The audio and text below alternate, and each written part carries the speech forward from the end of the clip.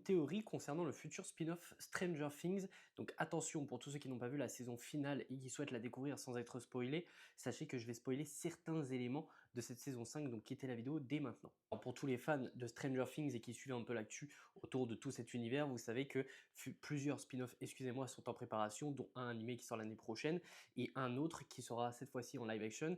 Et les créateurs de la série ont confirmé que ce serait avec de nouveaux personnages et ça développerait une nouvelle histoire qui se passerait dans un autre lieu. Eh bien, sachez que moi, je pense que ce futur spin-off sera quand même lié au flagelleur mental. Alors, je sais, vous vous dites, mais c'est impossible puisque le flagelleur mental est mort.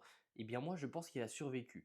Car vous n'êtes pas sans savoir qu'à la fin, en tout cas à la fin du combat final, Eleven se sacrifie pour terminer toutes ces expériences liées aux militaires, pour pas qu'ils puissent les reproduire tout simplement. Et ensuite, nous avons un écran noir. Et durant cet écran noir, on entend un battement de cœur.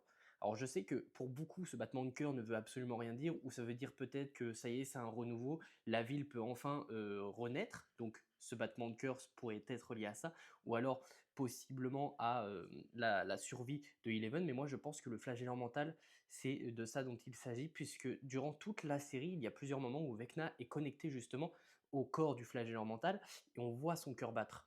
On le voit à plusieurs reprises, et je pense que ce battement de cœur que l'on entend dans ce flash noir, je pense que c'est celui du flagelleur mental qui aurait survécu. Alors comment tout ça pourrait être reconnecté à un futur spin-off vu que la passerelle, donc le monde à l'envers, a été détruit? Je n'en ai aucune idée, mais je pense que le flagelleur mental a survécu malgré tout à cet affrontement.